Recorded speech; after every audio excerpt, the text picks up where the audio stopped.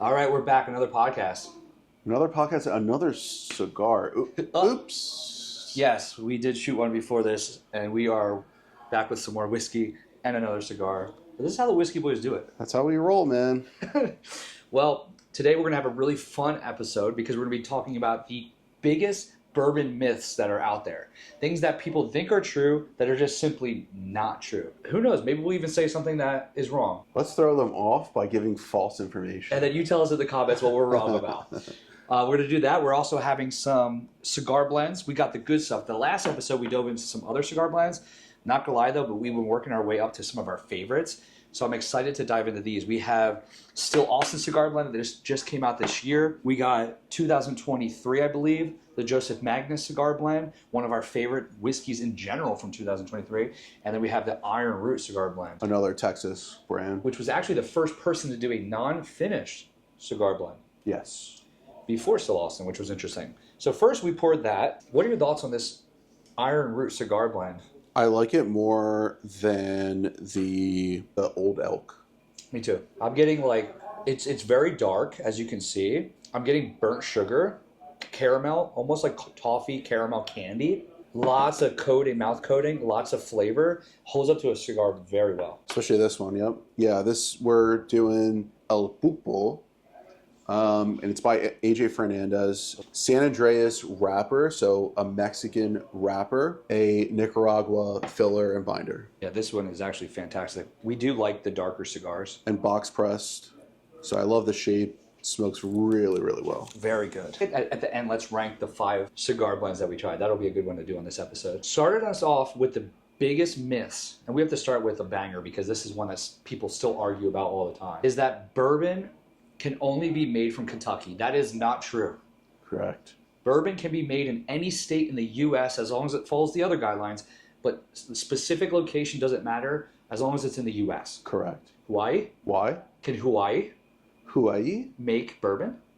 It's part of the U.S. So yes. Yeah. Puerto Rico? I don't think so. I don't know about that. Because it's not a state, so maybe not. 51 states? Canada? No. It'll be a 51st state. Oh, no. No. Canada, no. Separate. Yep. Different. Yep. So that's a big misconception. I think I noticed that a lot of people that argue that it can only be made from Kentucky are from Kentucky. True. Because they're proud of their state, and I get it. I totally understand.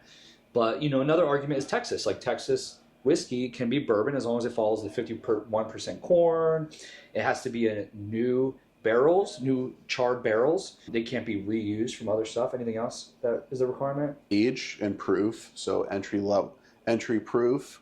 Was it like minimum 2 years or to be bourbon? Correct. So yeah, I think those are all important factors, but you just said something. I think myth number 2, whiskey is bourbon, or bourbon is whiskey, yep. But whiskey is not always bourbon. So bourbon is whiskey as a category, but whiskey is not always bourbon. See, look how it's like. It's a tricky, like a rectangle is a square, but a square is not always a rectangle. And this is a big thing I get with, new drinkers in the world, is that they think that they're completely different things. Because I've talked to somebody, they'll be like, oh, you guys are the Whisky Boys.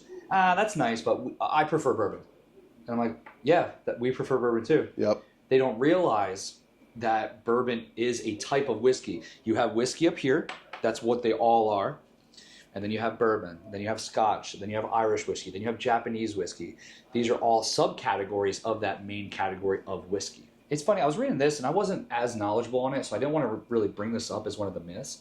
But they were saying that flavored whiskeys are not bourbon is a myth. And as long as it still follows the guideline of 51%, and some like bourbon enthusiasts will say no additives are allowed, the article I was reading was saying that it can be flavored as long as it still follows the other guideline. Interesting. I don't know if I want to agree with that one. I know, and that one just doesn't feel right. It doesn't feel right. But yeah, that could be potentially accurate. Like, was it Good Times or something? They get a lot of controversy, Good Times, because they do a lot of flavored whiskeys. Yeah. So let's leave that one alone. Yeah, I don't think that one. I don't know how much I agree with that one. But. Yeah, that one's tough. I say because we're going to try to go through all these. We already started on the Iron Root. Do you have an overall thought on it to finish before we jump to the next floor? That's great. I really like this. Is this a 10-year-old product or no? Yeah. 10 years old? Yep. That's pretty. You know what's funny? I was even getting some Garrison notes, but very light. And what I take from that is, it's because it's a Texas whiskey and it's so hot out there. And I like those flavors. I used to be tossed up on it, but like I said, burnt caramel, burnt sugar. Are you saying like the leathery too? Like that's the Garrison? Like that dark char, you know, because it's just so hot in that barrel. What was really interesting about Iron Root was their ties to cognac. Some of the one cognac producer, developed some sort of grape that was actually sent back to Cognac, France. And so there's a tie to cognac there. And Nancy Freely helped Iron Root, owners and distillers discover that and worked with them on this cigar blend as well. So they actually came out with their 10-year anniversary cigar blend, and that one's like hazmat, 140 proof. We got to try it. That was a wild ride. Yeah. So hopefully we get our hands on a bottle of that, and we can maybe do a more full-length review. What are we going to do next? I was going to ask you the same thing, because this is the thing that we deal with a lot when it comes to trying flights. Do you do going up in proof? So you can go from a 40% whiskey to a 50% to a 60%. Because obviously a higher alcohol percentage is harsher. And I've actually dealt with that issue. There's been times where we did start at like a 65%er, and then we went to a 45, and it tasted like water. Yeah, flat. So that's a factor. What's another factor? Age. You could say, let's go up from like a 2-year whiskey to a 4-year to a 10-year to a 15-year. Finishing as well. So if it's just regular bourbon, straight bourbon, versus finish with different things, I would probably go with the finish stuff last, because it could influence the bourbon taste. So this is where it's tough, because this is finished. Yeah, and this is not finished, which is crazy for a cigar blend, but we'll talk about that in a minute. So yeah, we have Joseph Magnus cigar blend, straight bourbon whiskey, finished in Armagnac, sherry, and cognac cask, which we said this on the other episode, but cigar blend whiskeys are from actually the people who used to make cognac in France, and they're the original makers of like doing that pairings with the cigars. Now we have this one here, also by Nancy Fraley, who is the inventor of bourbon cigar blends. So this one's finished this year. This still Austin Tanager came out. What do you think? I'm okay with whatever you want to do. What's the proof on that? 115.54 alcohol percentage. Okay, so that's the highest proof. Do we go with this one first? I think we go with that one. Because we got finish and a higher proof. We got double banger from the kind of the details you were saying. All right. I'm excited for this because we were lucky enough. If you look at one of our previous vlogs, I think it's like our 4th video out. We did a weekend with Still Austin. We were one of the first 10 people to be able to try Tanager with the owner, with the marketing director who designed the bottle. It was like a fantastic experience to be first to try this. People went crazy over it. It was $150 a bottle. There was a line wrapped around the distillery to get this. People are like driving to the store like crazy. This is a very special bottle. Super excited to crack into this. Nice cork pop too. I will say this is here. one of the most gorgeous bottles I've seen in a while. There was a lot of thought and design. I am a sucker for that. Same. Including the topper. I don't know if that's even in focus or frame, but there's 3 eggs on here. What's the symbolism with the 3 eggs on top? 3 eggs are the 3 different corns they use. They got blue corn, white corn, and red corn. USA, baby. And why eggs in a nest? Something to do with this bird here? Tanager. Tanager is the bird from what? Do we know that? I do forget that part. There was like some sort of bird that was their inspiration of Which that. is on their original like lineup, their main It's whiskey. throughout their still brand. But yeah, they focused in on that special bird. It's the only fully red bird. I think it's more red than the cardinal, That's if I'm not mistaken. And I believe it's a Texas bird. It's a I think Texas so too. native bird. Does it show the flavor notes? Not for now, but I'm just wondering if it shows the flavor notes for... Not on here, no. Are you sure? Because I thought in the back, like towards the end of the paragraph. I'm just wondering. Remarkably bourbon combines heritage. No. No? Okay. Because I want to see that for just when we review it. So I want to see if it matches up to some... 100% Texas grains. Crazy. Yeah, So they're grain to glass, which that's another thing that's, I think, interesting. Grain to glass means like the whiskey distillery doesn't source the spirit from somebody else and then barrel it, or vice versa, by the barrel. They actually they own the farm or work with the farm to get it. Then they actually distill it in their distillery. They barrel it in their own warehouse, and they bottle it themselves, which is very respectable in the whiskey world, right? Yep. And so, yeah, the box, it comes in a box. It's gorgeous art. They really focus in on their art. Does that make it a good pour? No. This could come in a milk jug, and I would still say it's just as delicious. Yeah. But the fact that you get this kind of art along with the bottle is just, with this beautiful liquid, yeah, delicious. Did you try it? I did. How are you feeling? What I remember. So I've had, a few cognacs, Armagnacs. What I like about them versus, let's just say, some bourbon or even certain, American whiskeys, is the lack of rye, lack of spice. So this is, to me, very soft.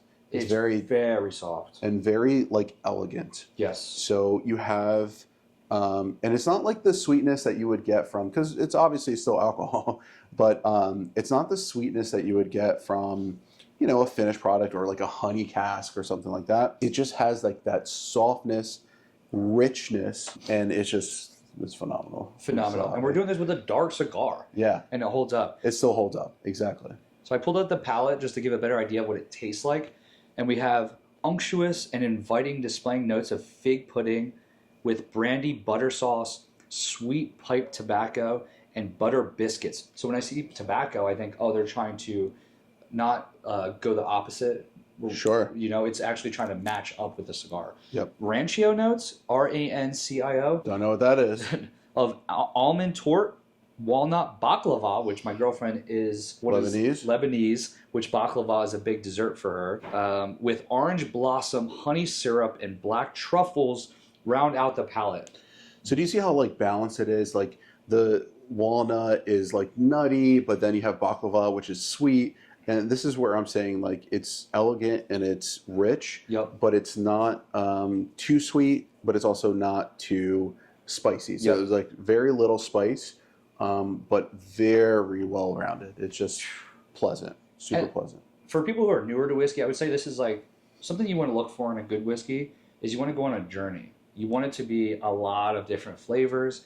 If you taste something, you're like, cool, I get caramel, and I'm done. It's okay, that's fun. But you're spending whiskeys cost a lot of money nowadays, especially some of these higher end bourbons. So I want to be able to say that, oh man, I keep sipping and I keep finding a new note and it's fun and it's tasty. Of course, you don't want to just be a new note that you don't like. True. But you want it to be all these different journeys you're going on.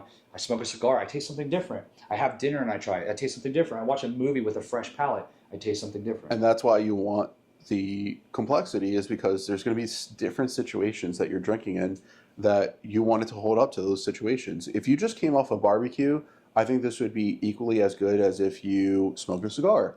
And so those are completely different scenarios, and that's what makes complex whiskey great. I agree. Wow, man, this is cool. This is an A+, man. This is, I gave the Wheel Horse a B, and I think this is A+. And I agree with the Wheel Horse too. Is good in its own way. If you like that grapey note, if you like Armagnac, which you should try. If you never had Armagnac, I'm gonna give you a mission. Go to the liquor store, buy a decent $70 Armagnac. What would you say? How much would you have to spend for a decent one? I don't want them to Yeah, decent, $70, $80, $90. You're buying a very good Armagnac. Okay. So yeah, that's a great price point, dude. If you're somebody like us that we just love trying different things, have an Armagnac on your cart because it's a fun little spirit to experience. And I know we said this in another podcast, but Bacta puts out some banger Armagnacs that you can find. Definitely give Bacta a try. We love that brand. Yes, and what they're doing because they're actually using their Armagnac pairing with bourbon. That was one of the coolest bourbons to try. Yep. So, really, really, really, really good stuff. All right, let's jump back into some more myths when it comes to bourbon that are not true. The next one is that we know who invented bourbon.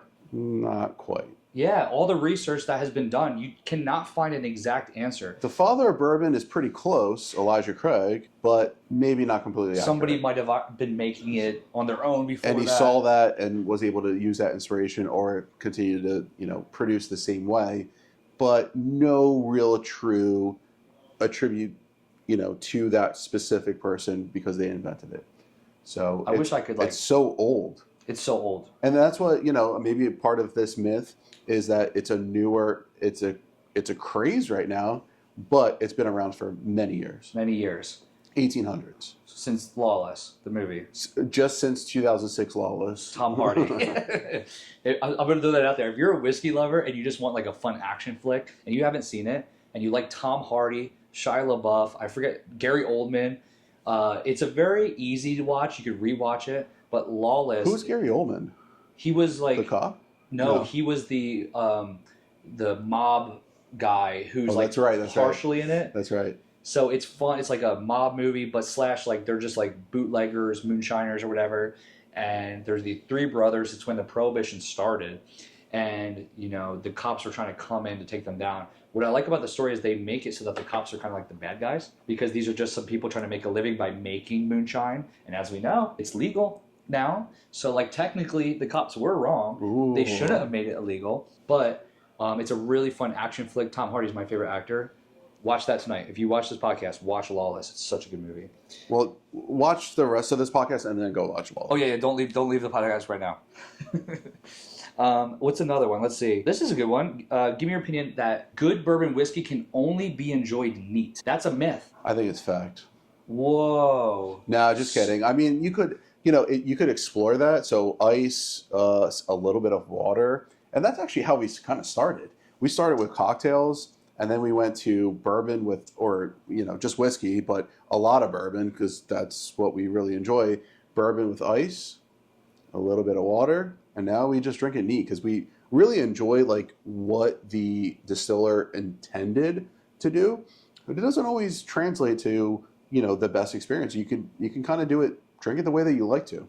Drink it the way that you like to, but I want to dive deeper into that. But not even the idea of like, is it snobby to add water? Is it snobby to drink it neat and you shouldn't?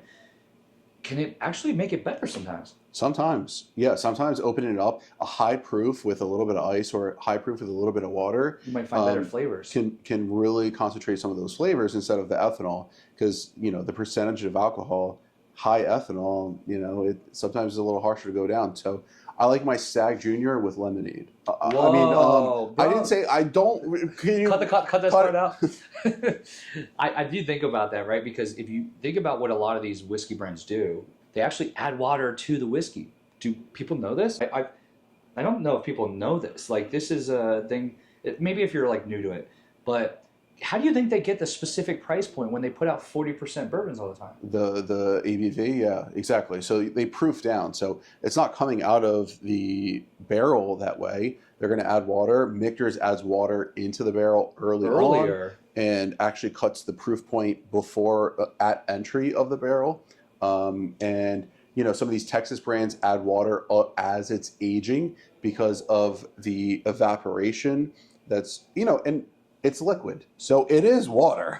There is some sort of water in there. So yeah, I think you adding water is not the end of the world. I would try it multiple ways though. So be open-minded. Yes. Try it neat, try it with ice, try it with water, and see which way you like it best. Well, that's what makes whiskey fun, especially if you're sitting at home. You can go and watch a movie, and while you're watching that movie, you can pull out a new bottle you've never tried before. This is kind of what we fell in love with, the whiskey world. We'd go to the store, we do some research, we look for a new bottle to try, we read about their history, we read about how they make the whiskey. Then you go home, now you crack it open, and then you could try it neat. You can try it with a splash of water. You could try it with ice. You could try it with a cocktail. You can let it open up and then try it again later. Yep. There's so many different ways to enjoy whiskey. With air, just like leaving it in the glass for a little bit and try it later. Or instead of a movie, try it with the Jersey Shore. So. The Jersey Shore, we're two Jersey boys. Snooki, JWoww. Try it with a scene from early Snooki days. It's going to taste totally different. I want to get clipped. I want the Jersey Shore to clip us. But yeah, that Paulie D, I love you. It's funny because I always tell him, like, that's my guilty pleasure. We're both from Jersey, and we would go to the Jersey Shore all the time. Not like crazy partiers like they were. We go to LBI a lot, which is like our go-to. It's more relaxing, I would say, and they have great restaurants and bars. But it's our guilty pleasure because it's like it's from where we're from, so it's kind of cool to see that world. I feel no guilt. You know guilt. And that's another I'm thing. proud to say I like it. Okay, this is a great one. A lot of people, I've actually seen comment recently on our videos about this. Bourbon myth is that whiskey continues to age in the bottle. Interesting one. It does not age. If you bottle it, it is done. You can put it on your shelf, and in 20 years, if you don't open it, it's going to taste the same. Unless some other, if you leave it in the sun, it could change, like stuff like that. But if you leave it in a cold or a room temperature place, in a dark place, it can taste the same in 20 years. Correct. Unlike wine, unlike champagne even. Cigars. Some cigars change. They continue to age. Whiskey does not. That's so wild to me. And I didn't know that when I first started. Yep. I had to learn that, which is crazy for me because I'm so knowledgeable. I mean, I thought you were the smartest person in the world. The weirdest thing for me is that a lot of people just constantly are hitting me up for questions, and I answer them for them, but that's just who I am. But yeah, answer this. I want to know this because we were having this discussion on one of the comment sections. I don't know if this is the correct way to put it, but Texas whiskey, it's very hot. And in Kentucky, they say they make some of the best bourbons whiskey because of the temperature, the location of places, and all these different aspects. And their temperature obviously gets cold. There's a certain time of the season where it's so cold that it doesn't continue to age. But tell me this, if it's 110 degrees in Texas, would you say that it makes it age faster? Or would you say, technically speaking, it's just aging in a different way? Because could you say a 5-year whiskey is also like an 8-year whiskey if it was aged in Texas? I don't think it ages faster. I think that could be a myth, is that you can accelerate aging time. There's no shortcut to aging. Whoa, okay. So that's my hot take. No shortcut to aging.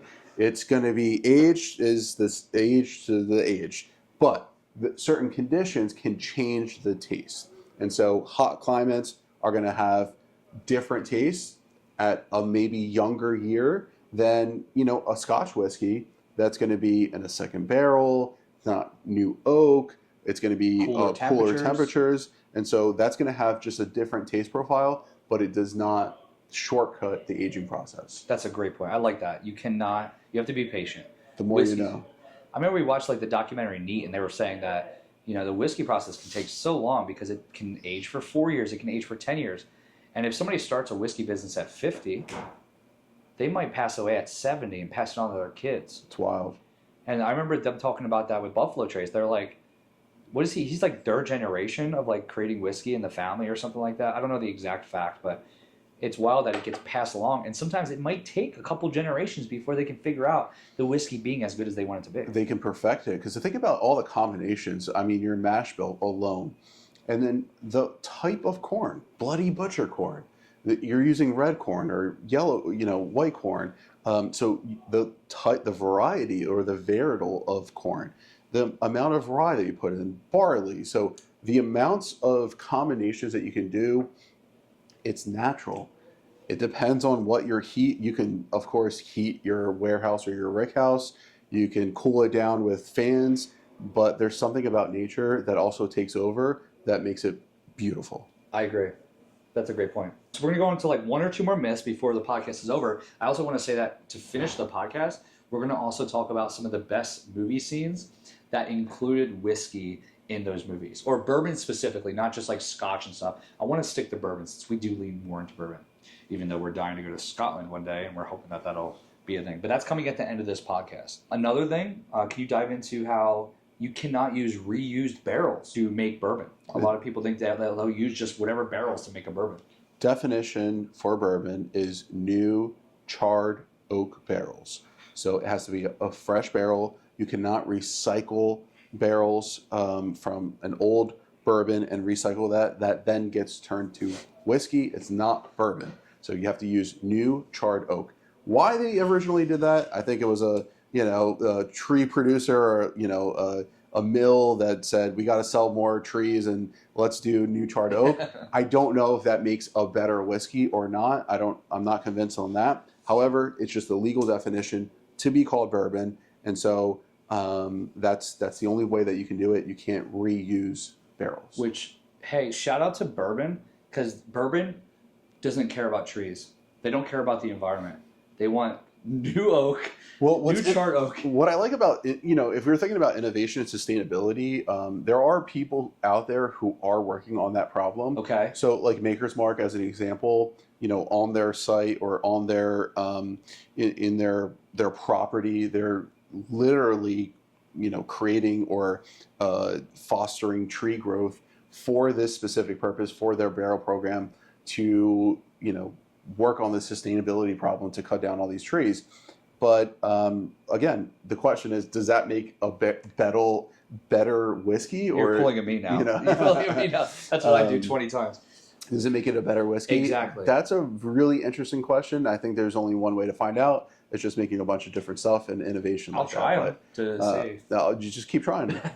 But I think that so the legal definition again, new charred oak. New charred oak. So charred being it's got to be fired, and the actual wood is burnt basically inside, and that releases the wood sugars and makes a sweeter product in general too. And I actually saw the next Jake Paul fight. The undercard of who's fighting before is going to be Bourbon versus Mother Nature. Interesting. Because Bourbon does not care about nature. Ooh. Because it's only new charred, so they keep cutting down trees to make new bourbon. Gotcha. And I thought that was interesting. I'm going to watch it. It's going to actually be on Hulu this time because Netflix couldn't get it right. Is that why you print one page at a time with one word at a time? Yes. And then you hand in that paper. It's 1,500 pages for one paragraph. I don't care about Mother Nature over here. Because we're going to Mars, baby. Shout out to Elon Musk. I have one more myth, and then we're going to do... Actually, let's jump into the Joseph Magnus. That's our last pour. We'll do the movies, and I want to rank the best cigars that we had today. We had 5 cigar blends, so there's going to be a lot to try. What's interesting about the Joseph Magnus, same master distiller. Same person created it. Nancy Freely. Which is wild. Or master blender. Master blender. Which he is a beast. We're going to have her on in the future. She said on our YouTube she's going to be on. So you're going to come out to Austin in 2025. If she doesn't bring her pipe. Yo, that would be so fun. Imagine like a porch. Be like, hey, Nancy, we heard I would love that. You got the idea of doing a cigar blend on your porch. Can we shoot this podcast on a porch? The entire episode is going to be correcting everything that we just said. So she did that with somebody. She's got to fact check us for everything that we just said. It was a 2-ounce bourbon. We love him. He's another fun page on Instagram. But he posted something, and she said, like, I just want to correct a few things. Which, brother, I'm not trying to like call you out. I do the same thing. Like, I know. We're still new, so it's so bad. I just thought that's funny. But well, she's also a genius, so that's not fair. She's a different level. I'm excited to try this because, like I said, this was my 2023 favorite whiskey of the year.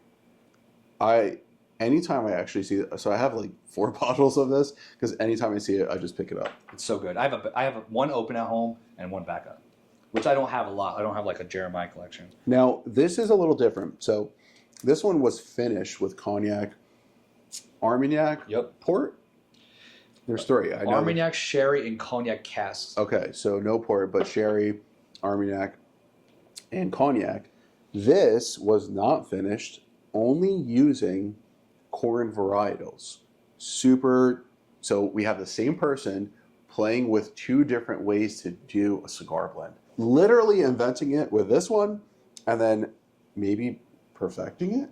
Yeah. That's a strong word, but with this one. Did you sip it yet? Yes. This is going to be interesting. Here's what I'll say first off.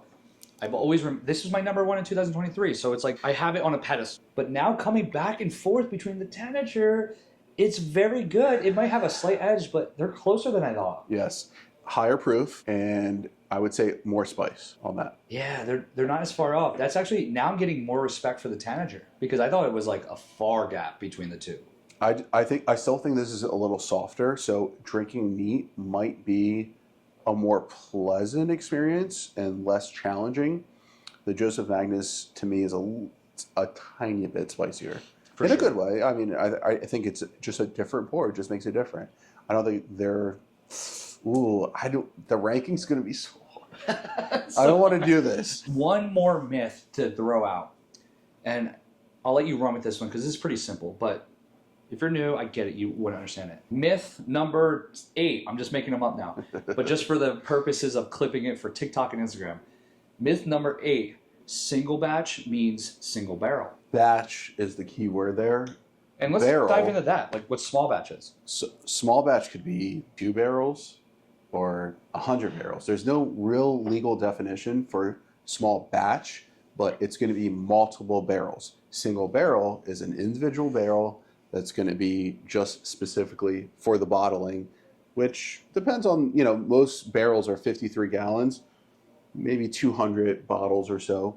Depends on evaporation, all that kind of stuff. Getting too much in the weeds. But anyway, batch and barrel are going to be multiple barrels in batch. Single barrel is an individual, maybe usually 53-gallon barrel. Yeah, and I mean, I even heard this on, I think it was the Whiskey Tribe when we first started, and they were like, small batch is pretty much just a marketing term. They use it to throw it on the label so people think it's special. Yep. But it means nothing. Small batch, there's no legal meaning behind it. You could have one bottle that's small batch, you can have 1 million. Maybe not 1 million, but... I mean, could you though? Legally? Maybe 999,000. True, okay. I didn't know you wrote the rules, but... All right, do we jump into our ranking? So, we have 4 or 5? We just have 4. I almost feel unfair because this is the problem with ranking sometimes. Like, you're devaluing somebody that comes later, even though they don't deserve to come in later. They're just different. And so maybe we'll preface this with our personal favorites. Yeah, this is our personal favorites because what I will start off with, number 4, do you agree? Yeah. So these are our favorite cigar blends that we tried today. Coming at number 4 is going to be Wheel Horse. This is my first time trying it. And honestly, this is one of the best cigar blends I ever tried. But for value, I mean, for the $40-ish, $45-ish, I think it's, and availability, I think you should be able to find it more places. I think that's a great choice. I agree. So, yeah, just unfortunately, it's going against these other ones. Going against these other great ones. These are some of the best whiskeys of the year. Number 3, we're going to have Iron Root. Iron Root Harbinger Cigar Blend. This one right here, man, this is a punch and with so much flavor. This is a cigar blend that I think everybody should try, especially if you're trying to explore Texas whiskey. Yes. It goes really well with a cigar. Really good choice. What's number 3? Trying these 2. Or number 2, sorry. I think I'm going to have to go with Tanager as number 2. Yeah, I agree. So number 2, Tanager. It's by Still Austin. Great cigar blend. But I think number 1, got to go with the Joseph Magnus cigar blend. I am a Still Austin stan. I still will die on that, pedestal that they are the best Texas whiskey. They do no wrong. And I don't even like the other Joseph Magnus stuff. I mean, some of it's okay. Yeah. But there's no other Joseph Magnus that I'm like dying for. Nancy versus Nancy. Yeah, but she just did something special with this release. This is our favorite cigar blend that you can get out there. If you can get it for $200, even if it is a little bit overpriced. I mean, is it $200 now? It's like $180. Yeah, I would buy this for $200. Get this on your shelf. Drink it neat. Drink it with a cigar. Drink it separate. Whatever. You got to have this bottle. And then the Tanager, even though it comes second in this list. And it's actually less expensive than the Joseph Magnus. Less expensive. It's still a bottle you need to have. The bottle design, if you want to have just 5 bottles in your bar cart, get the Tanager as one of those bottles. They're just different. So I got to go, number 1, Joseph Magnus. Wow. Yep. All right, let's finish this podcast episode with some of the best movie scenes that had bourbon included. So movies where bourbon was drank or they pulled it out for a specific scene. And yes, one of them, some people will argue, is it bourbon? I don't care. It's bourbon. So I know a couple off the top of my head and then I'll look at the rest. But first, when it comes to movie scenes that included bourbon, that is super cool. One of my favorite action movies of all time, Keanu Reeves, John Wick. That's going to be mine. And that's Blanton's Single Barrel. I mean, what do you think? So do you think that Blanton's is a good one for John Wick? Do you think that's like, it matches? Does it match? Yeah. I don't think it's aggressive enough. I agree. I feel like he should have gone some, a little bit more high proof or like crazy. Maybe Blanton straight from the barrel would have been a better choice. One of our favorites. Yeah. Yeah, so, I mean, it was fun. I guess it matches for all the people out there who are new to bourbon, like, oh, Blanton's, it's so great. Another one I saw, I thought was interesting, was Maker's Mark in Spider-Man. It was the 2002 with Tobey Maguire. Now, it was just pulled out, like, in one of the scenes. Honestly, this one was probably marketing placement. Who was drinking it? I didn't see the exact scene. I was doing some research and I saw that it was pulled out. I'm gonna go Maker's Mark as well in Roadhouse. So in the boat, he's drinking Maker's Mark, and it's just a regular Maker's Mark. Yep. So yeah, I mean, what do you think? I mean, so that's the thing. Maker's Mark makes some bangers like cellar age.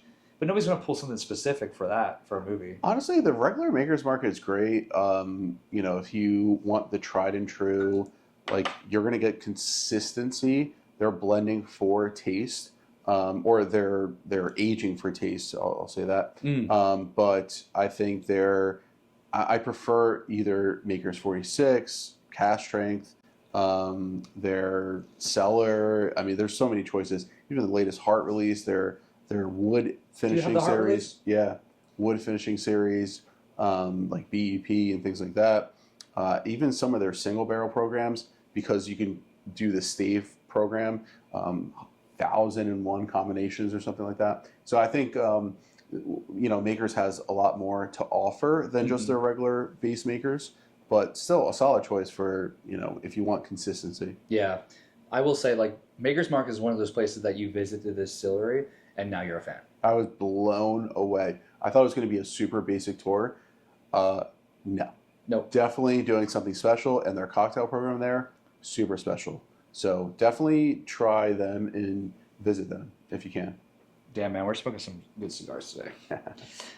Next one I think is a really fun one, and it's going to be the Old Forester Statesman. Yeah.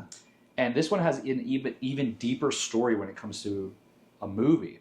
So the Kingsman, I think they made 3 of them, if I'm not mistaken. The third one was like average. The first 2 were great, or the second one was all right. Did they make a third one? Now I'm blanking on it. I don't know. But I remember the first Kingsman movie was really fantastic. And I was reading this. Old Forester partnered with the movie producers to make Old Forester Statesman Bourbon available at the distillery and at liquor stores nationwide. There aren't many bourbons out there that were made to go with a movie. In fact, I'm fairly certain the Statesman is the only one. So the Statesman was actually made to go with the Kingsman movie. Wow. You said you have a bottle, right? I do, and it's pretty good. Okay. It's open? I might have to try it later. I have an unopened one as well. Okay. So that's crazy. The Statesman by Old Forester was made for the Kingsman movie. And you can find it. It's reasonably priced. Yep. So like in the $50 Yeah, range. what was it? It said it's a 95 proof. So we're big fans of Old Forester too. That's another one where we're like, if we had to do our top 5 brands, Old Forester might be in there. It's kind of tough to not pick 1910, 1920, solid. I love them. Now here's the interesting one. Is this bourbon? Because we're doing movies with bourbon. We have The Shining. He goes to the bar and gets a pour of whiskey when he's starting to go crazy in The Shining. He orders a pour of Jack Daniels. Ooh. Product placement? Probably. But is it bourbon? But is it bourbon? We like to argue that it is. But you take that and run with it. What do you think? Jack Daniels and The Shining? Well, should we just put a question? Yeah. Is Jack Daniels bourbon? Comment. Yeah. Let us know. We hear both sides. Charcoal filter disqualifies it from being bourbon. Other people say there's no law that says that. I don't know. I'm not that smart, but I thought it was bourbon. Me too. So we'll see. So now my next question is, do you think Jack Daniels fits The Shining? Yeah, you got to be crazy to... No, just kidding. I mean, that's why I was like, I go both ways. Like on one end, yes, because it is kind of like but how about hard back then? liquor. That was back then. That's a good point. Like Jack Daniels was probably bigger back then. What else was available? Now there's so many different bourbons out there. I know. He made a poor choice. Yeah. But, as a crazy guy that was losing his mind in this hotel that he was caring after during the winter months, to order a Jack Daniels nowadays, what would he order? What would Jack? Wait a minute, Jack Nicholas, Jack Dan, conspiracy theory. Also, that maybe that's all they have. There's many times that I've gone out to hotel bars, wedding venues. It's kind of all you got. That or Jameson, if you want some sort of whiskey. But I probably would have chose something different. Okay. But for him, sure. Like we said back then, maybe Jack Daniels had a little. How bit do you more order popularity. it? I'm pretty sure it was neat. Neat. Ooh. And that was when he was envisioning the person. It wasn't a real person he was talking to because they were by themselves. Okay, here's a good one. Older James Bond, Roger Moore. Old Granddad, Bottled in Bond. Great choice. Bottled in Bond. Bond. James Bond. B-O-N-D. I just keep trying to dive deeper. I'm going to say, obviously, it does not match the movie just because it's James Bond. He's rich, classy. Are you saying too low and on the shelf? It's too cheap. Yeah. Yeah, it's too cheap of a bottle. But it was Roger Moore, so same thing. It might have been more special back then. It does have history, so just like the movie, it has history. Solid choice because I think it's a great budget bottle. But yeah, I think I would have probably ordered something. I could see him ordering like a Van Winkle back then. I was just going to say, so let's name each of us. Let's name a whiskey. Now I'm going to throw you on the spot. You have to throw something else out there. But what bourbon whiskey would James Bond order? And I know he likes to order like a Vesper, a Martini. Was it shaken, not stirred? Or is it stirred, not shaken? It's shaken, not stirred, right? I thought it was, oh, shit. Now I'm like confusing it. But let's pretend it's not a vodka Martini. If James Bond were to order a bourbon whiskey, which whiskey do you think he would order? Something from BTAC, I would say WLW. William Livery Weller would be a great Bond. Neat? Yes. Ooh. In a big rocks glass, but like heavy pour. I like that. Oh man, what would I pick for James Bond? Not Eagle Rare 25. I mean, I want to kind of like run with that, but I almost want to go with something that's not Buffalo Trace. I'm trying to think of like something unique and different. Like there's some that are just silly. Like I wanted to say Stag because I like the high proof, and he seems like a guy that just wants to take. Because you see him, he's always on a mission. He goes to the bar. He sips a little bit, but then he shoots it because he's gotta go. He's gotta go. Exactly. Oh. I honestly, my second pick would have been a cigar blend because it feels more distinguished. Like in a suit, nicely dressed, you are on a mission. Cigar blend's gonna just hit the spot. I agree with that. I think I'll land on another Buffalo Trace product. God damn it. But aged Taylor barrel proof. I mean, so much complexity, a lot of mouthfeel. Pouring it neat at a bar if you can only get one shot of it, and then you have to move on with your mission. That's a really good pour for James Bond. I like it. That works. So that was fun. What do you think about this episode today? Tell you what, I still love cigar blends. I'm just going to have to go back and forth with this a few more times, and we'll let you know later. That's a great point. Thanks for listening again. Make sure to subscribe and like. We're the Whisky Boys. We're on Instagram, TikTok, YouTube. This has been a really fun one to smoke cigars and do this podcast. Cheers, brother. Cheers, man.